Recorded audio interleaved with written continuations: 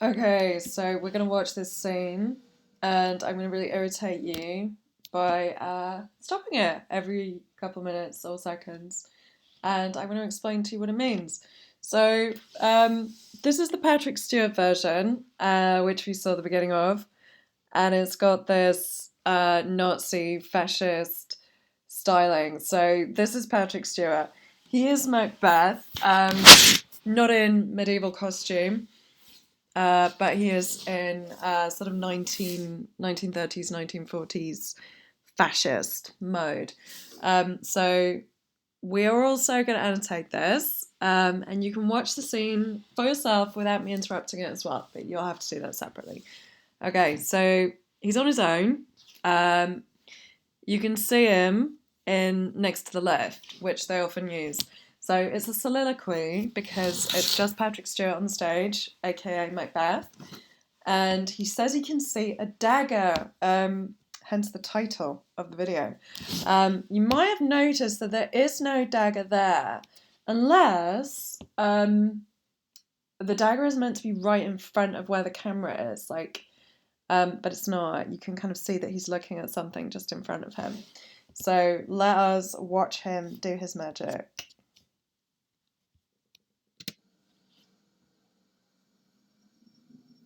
Creepy music. That's quite frightening. Is this a dagger which I see before me?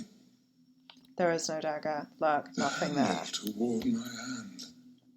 Okay, so he's describing it using words, and if the handle is towards his hand, it's basically so he can get hold of the dagger.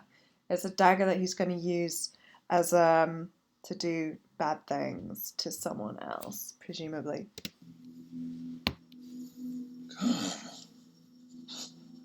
let me clutch thee. A little bit like where Lady Macbeth says, come to me, you murdering ministers, da, da, da, da. So he wants the dagger, he wants to get hold of it.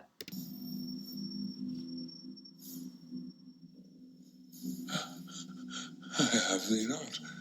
He's like, oh, wait, I tried to grab it, but I don't have it, I have you not. Which is kind of obvious to the audience, because the audience is like, there's no dagger. There's no dagger really there. You are mental, basically. You're saying things. Or, even more weird, what if it's the witches? What if the witches have put a magic dagger there, but the audience can't see it? We don't know. It's a little bit ambiguous. It could be either of those two things. Once again, it's not confusing. You're not confused. You understand perfectly. Shakespeare is creating mystery and tension and this flickering between two different states. Really similar to the witches, like when they're going fair is foul and foul is fair. Which is it? We don't know, but it's creepy. And yet I see thee still. Can't get hold of it, but he can still see it. Art thou not fatal vision sensible to feeling? So he's talking to the fatal vision. He means the dagger. Little bit like when Lady Macbeth was early talking about the fatal entrance of Duncan.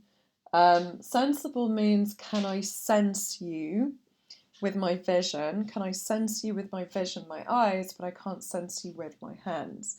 So it's as if all of his senses have got horribly mixed up. As to sight? Or art thou but a dagger of the mind, a false creation? That is such a cool quote. You have to underline that quote.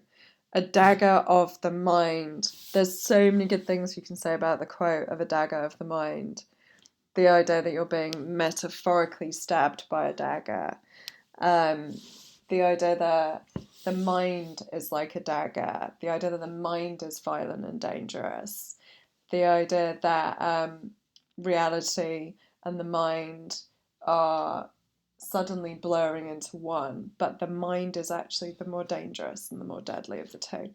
Anyway, you've got loads of good notes on your version of the text, so just use those. Proceeding from the heat oppressed brain. Proceeding means it's coming from. So he says, oh, hang on a minute. Maybe the dagger is just proceeding or coming from my heat oppressed brain. oppressed just means like crushed or squashed. They did think that if your brain overheated, they didn't have like a particularly good grasp of medicine, in fairness. So that was why they used to do weird things like bloodletting, because they thought you got a bit too wet, so they needed to get some of the water out of your body. He thinks he got too hot, his brain's overheated, and suddenly he's seeing things in the way that you do. I see thee yet. He's like, oh, hang on a minute. Yeah, I can still see you. There you are. Thou marshallest me the way that I was going. A marshal is someone who tells you where to go. So he says the dagger is telling him where to go. The thing I find quite weird at this moment is like, oh, he's talking to a dagger, and the dagger isn't really there. So you've actually got 2 layers of madness. And such an instrument I was to use. That's obvious. Mine eyes are made the fools of the other senses, or worth all the rest. What he's saying there is either there's something wrong with my eyes, because they think they can see something that's not there, or maybe it is really there, but it's every other sense that's gone wrong. So I can't feel things properly, I can't hear things properly, I can't understand things properly, I can't smell things properly, I can't taste things properly. So a lot of imagery of brokenness. I see thee still, A little bit repetitious. and on thy blade and dudgeon gouts of blood that was not so before. So he's grabbing at the blood which is on the dagger, almost as if he can see it. I don't think he's fighting the dagger at that point. I think he's fighting with the dagger, but it's hard to tell. Maybe he's trying to swipe at the dagger. There's no such thing. It is the bloody business which informs thus to mine eyes. He's like, oh, how can I'm imagining it? Because I'm obsessed with murdering. And suddenly my mind has become covered in blood and I'm seeing blood-covered daggers everywhere. Now, o'er the one-half world, nature seems dead. That is a good quote. He's like, lots of horror imagery, dead. Obviously quite creepy.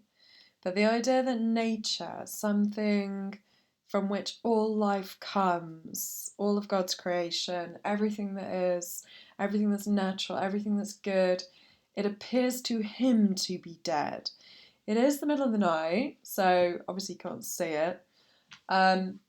Also the idea of things seeming dead because he's got murder on his mind. But the word I find really interesting is half-world. The idea that it's sort of half and half, it's between 2 things. And that links to the idea of midnight, you're between one day and the next. And again, back to the fair is foul, the idea of the witches, the battle is lost and won, the idea of being trapped between 2 states. That is called liminal. Liminal. And I've written that down a few times in the margins. You can Google it, so you will find it. Now, keep going. And wicked dreams abuse the curtain's sleep. Now witchcraft celebrates pale Hecate's offerings. Witchcraft celebrates. I quite like celebrating nice things, but I think if witches are celebrating, we know that's probably not good news. And Hecate, not a friend of mine, or anybody I'd really heard of before I'd read this play, probably Shakespeare made it up. And Shakespeare used to love making things up. Shakespeare couldn't actually even spell his own name. He would spell his name a different way every time that he wrote it. So Hecate is supposed to be the goddess of witches. And what is quite cool is that she will appear later in the play. So the goddess of witches is going to turn up. So brace yourselves. And withered murder, alarmed by his sentinel, the wolf whose hounds his watch. Don't know why he does that, that's quite weird. Withered murder, like shriveled, shrunken, decaying, wintry, howls. So it's sort of a personification, but I don't tend to go around howling. Even Patrick Stewart probably doesn't normally go around howling, though we did howl for us just then. So it's not a personification, it's the idea of murder being like a wolf. So it's imagery, like a savage, beast-like creature. It's not like a lion, it's not like an eagle, it's like that kind of sneaky nighttime, hidden wolf. So there's something quite creepy, quite hidden about it. Thus, with his stealthy pace, with Tarquin's ravishing stride towards his design. That's not very nice, and I'm actually not going to explain that to you. Tarquin is a bad man from history, and he does a bad thing. So these are not role models for you guys. Don't do what Macbeth is saying he's going to do. Do not stab the king in the middle of the night, and don't do what Tarquin did. Moves like a ghost. Thou sure and firm set earth, hear not my steps which way they walk. Do not hear my steps. That's kind of alright. He wants to be quiet, he wants to be sneaky. Not good because he's going to murder somebody. But now he's talking to the earth. And he doesn't want the earth to hear his footsteps as he walks towards the king. He doesn't want to get caught, that makes sense.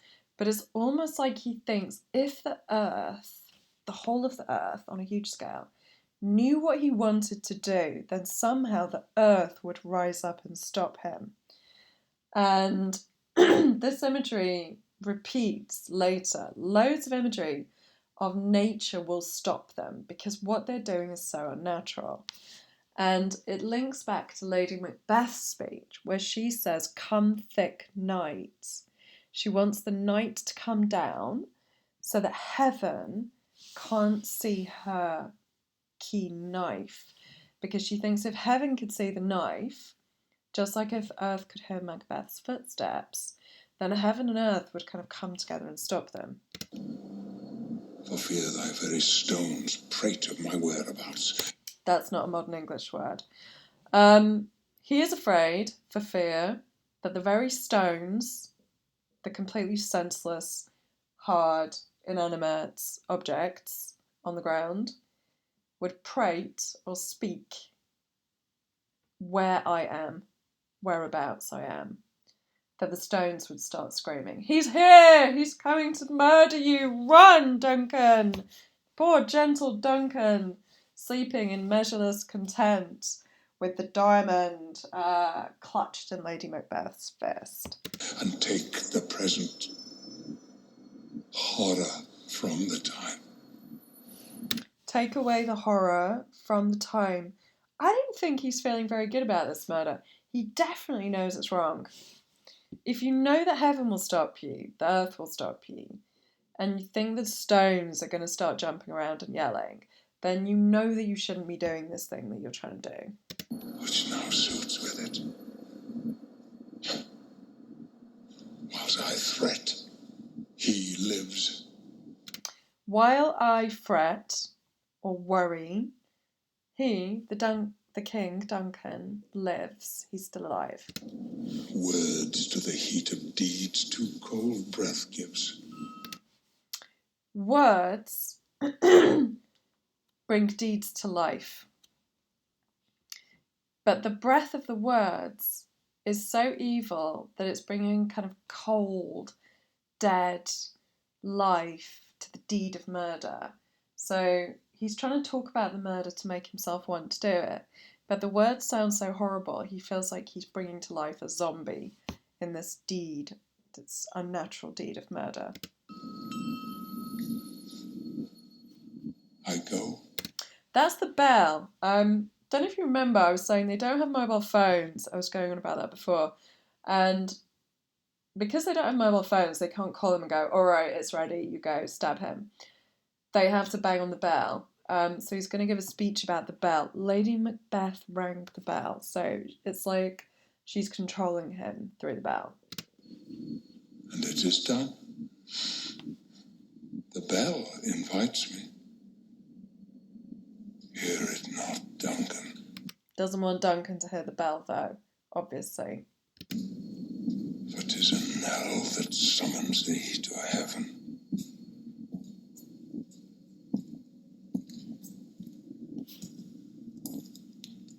Or to hell. Creepy.